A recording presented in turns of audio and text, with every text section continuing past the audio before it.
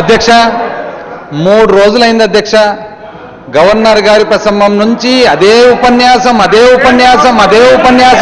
పైగా క్లారిఫికేషన్ అని చెప్పి గవర్నర్ గారి కంటే కూడా ఎక్కువ మాట్లాడుతున్నారు కదా అధ్యక్ష. ఇది ఎక్కడ న్యాయం అధ్యక్ష? ఇది అసలు దీంట్లో అధ్యక్ష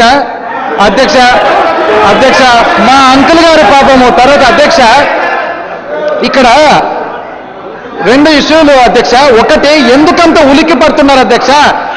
గౌరవ ముఖ్యమంత్రి గారే వరంగల్లో చెప్పారు కదా అధ్యక్ష, నేను ఉత్తరం ఇచ్చినా అని. అది గుర్తు చేస్తే ఎందుకంత ఉలిక్కి పడుతున్నారు నాకు అర్థం కావడంలే.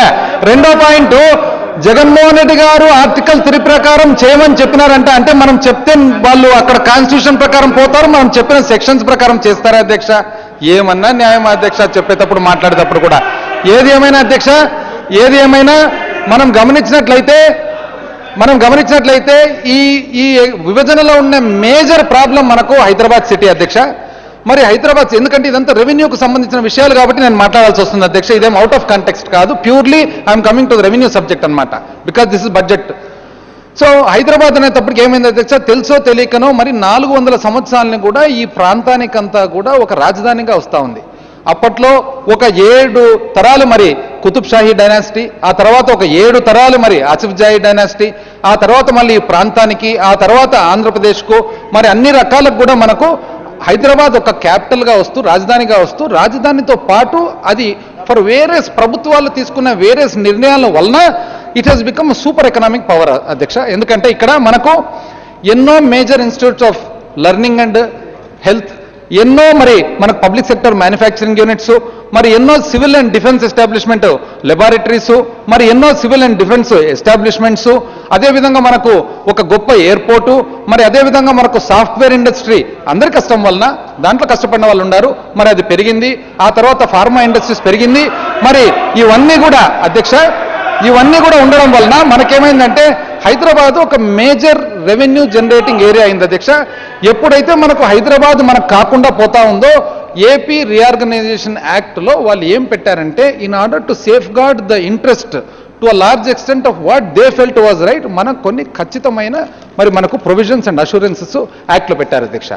అండ్ ఇక్కడ ఏమంటే మనం గుర్తించాల్సినది, మరి మన ఏపీ రీఆర్గనైజేషన్ కూడా జరిగిండేది అధ్యక్ష. ఇది article 3 and 4 of the constitution కింద అధ్యక్ష.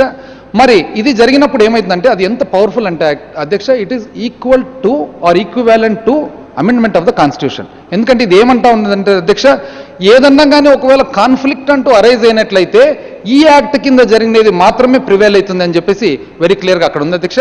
మరి మనము దానికి ఉదాహరణ తీసుకున్నట్లయితే, ఎందుకంటే సభ్యులకు ఈ ఎఫెక్టివ్నెస్ ఆఫ్ దిస్ యాక్ట్, ఎందుకంటే సబ్సిక్వెంట్గా మనకు రెవెన్యూస్, మన సబ్సిడీస్ ఇవన్నీ కూడా యాక్ట్లో పరిధిలో వస్తున్నాయి కాబట్టి I'm explaining the importance of this act. ఇక్కడ ఏమవుతుందంటే, ఉదాహరణకు మనకు ముల్లపెరియార్ డ్యామ్ కేసు తీసుకుంటే అధ్యక్ష, ముల్లపెరియార్ డ్యామ్ మనకు ఎక్కడైతే కేరళలో జరిగినప్పుడు, తమిళనాడు కేరళ మధ్యలో, what the law said was, any law made under article 3 of the constitution of India is supreme and is unfettered by other provisions of the constitution. అంటే వేరే ఏ ప్రొవిజన్స్ ఆఫ్ ద కాన్స్టిట్యూషన్ కూడా ఈ దాని కింద చేసే సూపర్సీడ్ అయ్యేదానికి అవకాశం ఉండదు అధ్యక్ష. దానికి కాపీ కూడా ఉంది. మరి అదేవిధంగా మనం ఒకసారి ఆర్టికల్ 371D స్టడీ చేసినట్లయితే కూడా, మామూలుగా అయితే on stand alone basis if you have to amend article 371D we have to go for constitutional amendment. కానీ because it is done under this provision కాబట్టి మనకు సింపుల్ మెజారిటీతో అక్కడ ఆర్టికల్ 371D అమెండ్మెంట్ జరిగింది అధ్యక్ష. మరి అదేవిధంగా మనం గమనించినట్లయితే ఆర్టికల్ 214 అధ్యక్ష, 214 ఏమంటది, 214 ప్రకారం మనకు every state should have 1 high court. మనకు మాత్రం 2 రాష్ట్రాలకు కలిసి ఒక హైకోర్ట్, అదేవిధంగా పంజాబ్ అండ్ హర్యానాకు కలిసి ఒక హైకోర్ట్.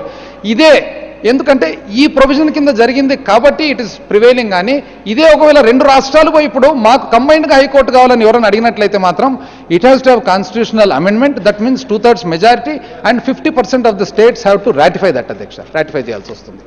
మరి అదేవిధంగా లా అండ్ ఆర్డర్ సబ్జెక్ట్ కూడా మనం గమనించినట్లయితే అధ్యక్ష, జనరల్గా లిస్టెడ్ అండర్ 1 and 2. మరి దీనికి కూడా ఈరోజు గవర్నర్ గారికి అప్పగిస్తున్నామంటే అది కేవలం because it is done under this provision of this act. That means what నేనేం కన్వే చేస్తా ఉన్నానంటే సభకంతా కూడా, మరి ఏదైనా కానీ ఈ యాక్ట్ కింద, రీఆర్గనైజేషన్ యాక్ట్ కింద వచ్చిన అష్యూరెన్సెస్ కానీ, ప్రొవిజన్స్ కానీ, ఇవన్నీ కూడా ఏ కేంద్ర ప్రభుత్వం ఉన్నా కూడా, ఎవరన్నా కేంద్ర ప్రభుత్వం అన్ని in toto they have to implement అనమాట అధ్యక్ష. దాంట్లో మరి ఏమాత్రము డివియేషన్ ఉండకూడదు. ఒకవేళ డివియేషన్ అంటూ అయ్యేదానికి అవకాశం ఉంటే ఆర్టికల్ 131 కింద the state government can actually సూ ద సెంట్రల్ గవర్నమెంట్ అధ్యక్ష. అంత పవర్ఫుల్ యాక్ట్ అనమాట. ఈరోజు మరి మనం గమనించినట్లయితే అధ్యక్ష, ముఖ్యమైన అంశము స్పెషల్ స్టేటస్. ఎక్కడ చూసినా కూడా స్పెషల్ స్టేటస్, అన్ని చోట్ల చర్చా వేదికలో స్పెషల్ స్టేటస్, గవర్నమెంట్లో స్పెషల్ స్టేటస్, రాజకీయ సర్కిల్స్లో స్పెషల్ స్టేటస్. అసలు ఈ స్పెషల్ స్టేటస్ దీని డెప్త్ ఏమి, దీని కథ ఏమనేది ఒక్కసారి మనం గమనించినట్లయితే అధ్యక్ష,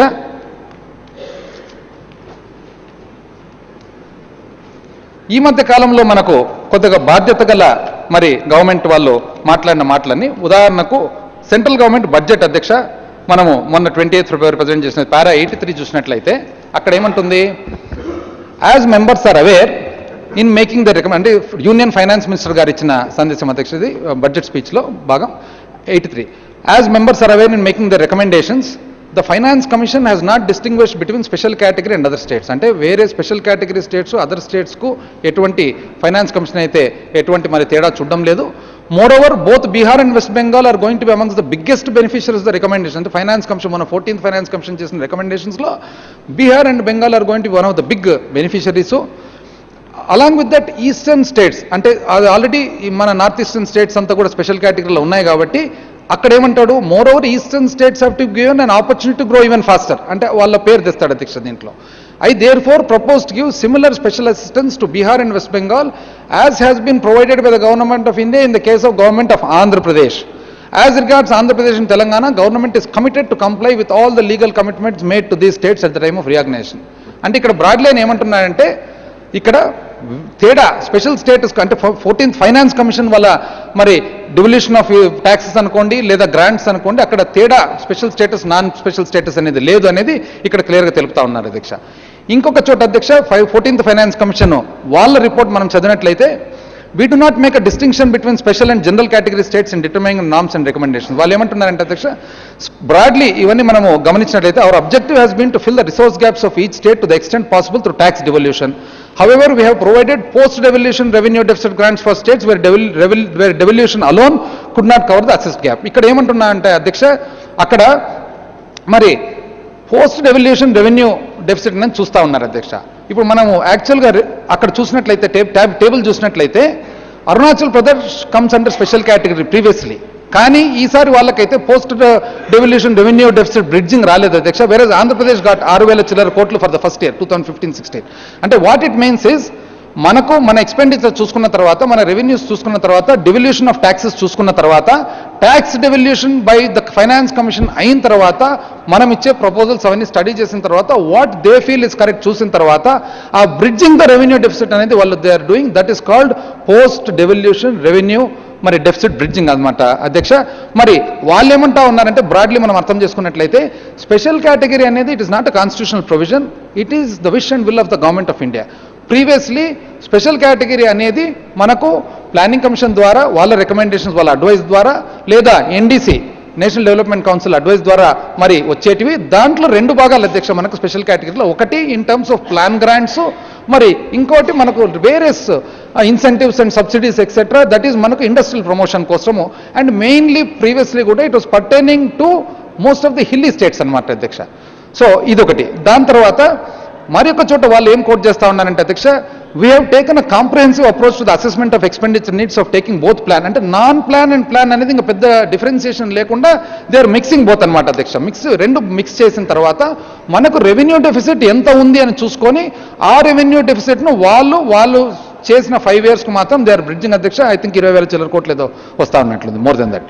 మరి అదేవిధంగా అధ్యక్ష, ఇప్పుడు డౌట్ వస్తూ ఉంది ఇవన్నీ చదివినట్లయితే, అసలు స్పెషల్ కేటగిరీ అనేది ఇప్పుడు ఉందా లేదా అని. ఎందుకు అంటే, స్పెషల్ కేటగిరీ కాన్స్టిట్యూషనల్ ప్రొవిజన్ లేదు. It was the government of India's wish and this mostly finance commission ద్వారా, ప్లానింగ్ కమిషన్ ద్వారా వచ్చిండేది. Planning commission is not there anymore, NDC is not there anymore, they been scrapped.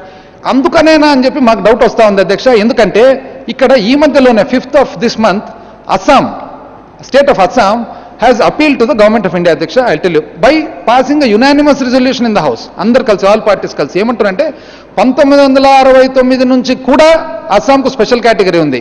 అయినా ఈ రోజు వాళ్ళు అస్సాం వాళ్ళు ఏమడుగుతా ఉన్నారు అధ్యక్ష, it therefore looks like the union government has dispensed with special category status. If not true, వాళ్ళు ఏమంటారంటే, they have passed unanimous resolution saying that to continue the special category status అధ్యక్ష. ఈ రోజు వాళ్ళు కంటిన్యూటీ కోసం అడుగుతా ఉన్నారు. మరి ఒకవేళ ఇదంతా చదివినట్లయితే, మరి ఇదంతా గమనించుకుంటే మనకు డౌట్ ఏమొస్తా ఉందంటే, స్పెషల్ కేటగిరీ అనేది కంటిన్యూ అవుతుందా లేదా అని. మరి ఈ మాత్రము ప్రభుత్వం వాళ్ళు స్టడీ చేశారా లేదా మన క్వశ్చన్ అధ్యక్ష. ఇంత seriousness of the subject study చేసి, ఎందుకంటే ప్రతిరోజు మనం ఎక్కడన్నా చూడండి అధ్యక్ష, ఒకరేమో స్పెషల్ కేటగిరీ తెస్తాం, ఒకరేమో తెస్తూ ఉన్నాం, ఒకరేమో తేబోతున్నాం, ఒకరేమో ప్రయత్నం చేస్తున్నాం. మరి ఇవన్నీ చూసినట్లయితే మా రిప్రజెంటేషన్ ఏమంటే ఒకసారి క్లారిటీ తీసుకుందాం. ఎందుకంటే special clarity if it has been dispensed with తీసేశారంటే next what is the alternative, how do we get funds for our state, let us all work together. Number 2, ఒకవేళ ఉంది ఇప్పుడు who takes the decision, Niti Aayog can take the decision. ఒకవేళ if Niti Aayog is going to take the decision, in that case government of India మనకు alliance పార్ట్నరే కదా, మనం లక్షణంగా వాళ్ళను రిక్వెస్ట్ చేసుకోవచ్చు, అక్కడ నుంచి మళ్ళీ స్పెషల్ కేటగిరీ తెచ్చుకోవచ్చు. మేము ఆ నంబర్ ఆఫ్ అకేషన్స్ అధ్యక్ష, మేము కానీ మా పార్టీ కానీ మా లీడర్లు కానీ ఇన్డెప్త్ స్టడీ చేసి ప్రైమ్ మినిస్టర్ గారికి, ఎఫ్ఎం గారికి, ఫైనాన్స్ మినిస్టర్ గారికి, హోమ్ మినిస్టర్ గారికి రిప్రజెంట్ చేయడం జరిగింది అధ్యక్ష. ఎంత డీటెయిల్గా రిప్రజెంట్ చేశారంటే మా నాయకులు, మా ఆంధ్రప్రదేశ్ స్టేట్ హిల్లీ టెరైన్ లేదు, మాకు లాంగ్ కోస్ట్ లైన్ ఉంది, కాబట్టి మీరు స్పెషల్ కేటగిరీ ప్రీవియస్లీ హిల్లీ టెరైన్కు మాత్రమే అప్లై చేస్తూ ఉన్నారు. మరి ఈరోజు మాది లాంగ్ కోస్ట్ ఉంది కాబట్టి, ప్లెయిన్స్ ఉన్నాయి కాబట్టి దయచేసి ఆ అంశం అనేది పెట్టుకోకుండా కూడా మాకు స్పెషల్ కేటగిరీ గ్రాంట్ చేయండి అని చెప్పి రిప్రజెంటేషన్ చాలాసార్లు జరగడం జరిగింది అధ్యక్ష. చాలామంది ఈరోజు సభలో చేయలేదు అంటున్నారు. మేము అడుగుతా ఉండేది ఏమంటే, ఒక అపోజిషన్ పార్టీగా we're not part of the alliance, మేమే చేస్తా ఉన్నామే, మరి మీరు పదవిలో ఉన్నారు, అధికారంలో ఉన్నారు, పైగా మీకు ఆడ అలయన్స్ పార్ట్నర్ ఉన్నారు, కేంద్ర మంత్రులు ఉన్నారు, మరి ఈ క్లారిటీ తీసుకున్నారా లేదా అనేది మాత్రము క్వశ్చన్ అధ్యక్ష. ఒకవేళ, ఎందుకంటే ఇక్కడ మనం గమనించినట్టయితే ఒక పక్క finance commission there is no difference between special category non special category అంటున్నారు. మరి ఒకవేళ చూస్తే ప్లానింగ్ కమిషన్ ఎన్డీసీ స్కాప్ చేసేసినారు. ఒక పక్క చూస్తే మనకు పోస్ట్ డెవల్యూషన్ రెవెన్యూ బ్రిడ్జింగ్ జరుగుతూ ఉంది. మరి ఒక పక్క చూస్తే అస్సాం గవర్నమెంట్ 1969 నుంచి మళ్ళీ వాళ్ళు అనుభవిస్తున్న కేటగిరీ మాకు కంటిన్యూ చేయండి అని అడుగుతూ ఉన్నారు. మరి ఇవన్నీ చూస్తే ఒక పక్క ఒక మంత్రి ఏమో ప్రయత్నం చేస్తా అంటాడు, ఇంకో మంత్రి ఏమో 5 ఏళ్ళు చాలదు 10 ఏళ్ళు కావాలంటాడు. మళ్ళీ క్లారిటీ అధ్యక్ష, క్లారిటీ తీసుకుంటే అందరికీ మంచిది. ఏదన్నా మేము చేయగలిగినదంటే కూడా, ఇప్పుడు అస్సాం అధ్యక్ష ఉదాహరణకు they have passed the unanimous resolution, we are ready to pass an unanimous resolution for the welfare of the state. అదేవిధంగా అధ్యక్ష, మనము ఈ విషయాన్ని మనం చెప్పేది ఏమంటే, దయచేసి పబ్లిక్ను కన్ఫ్యూజ్ చేయడం వద్దు, పబ్లిక్ను ఎమోషనలైజ్ చేయడం వద్దు. అంటే మనకు రావడం లేదు, ఇది అన్యాయము, ఇది రాకపోదు అనేది.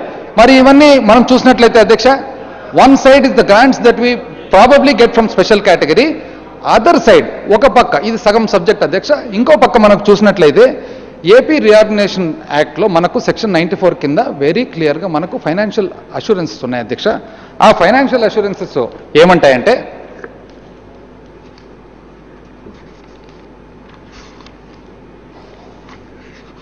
ద సెంట్రల్ గవర్నమెంట్ 94(1) అధ్యక్ష రీఆర్గనైజేషన్ యాక్ట్.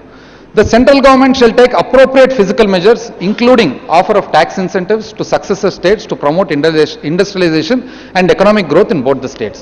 రెండు రాష్ట్రాల్లో కూడా as far as industrialisation is concern. ఎందుకంటే స్పెషల్ కేటగిరీలో మనకు మేజర్ ఇంతకు ముందు వచ్చే బెనిఫిట్ ఒక పక్క మరి ప్లాన్ బెనిఫిట్స్, ఒక పక్క మనకు ఇండస్ట్రియల్ బెనిఫిట్స్ అండ్ సబ్సిడీస్.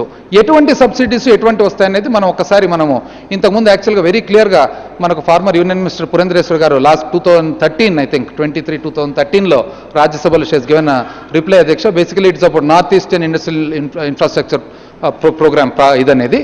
దాంట్లో మనకు ఈ రోజు మనకు గవర్నమెంట్ ఆఫ్ ఇండియా మొన్న బడ్జెట్లో ఇచ్చిండేది ఏమంటే, మనకు 15% investment allowance, 15% additional depreciation, what we claim depreciation additional అని.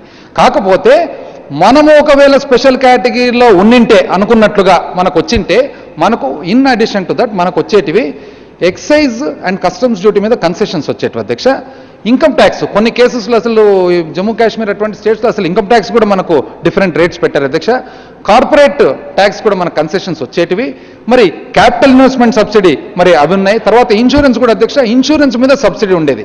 ఇప్పుడు మనం ఏం చెప్తా ఉన్నామంటే, ఒకవేళ స్పెషల్ కేటగిరీ అనేది పెండింగ్ ఉంది ఇష్యూ అనుకుందాము, ఇండస్ట్రియల్ ప్రమోషన్ కోసం అన్నా ఇది 94(1) ఆఫ్ ద యాక్ట్ కింద ఇవన్నీ కవర్డ్ కదా అధ్యక్ష. మరి అదన్నా మనం కనీసం యూనియన్ గవర్నమెంట్లో ఎందుకు ఇంతవరకు తెచ్చుకోలేకపోయామనేది మా ప్రశ్న అధ్యక్ష. మరి ఎందుకంటే మొట్టమొదటి మనం అర్థం చేసుకోవాల్సినది అధ్యక్ష,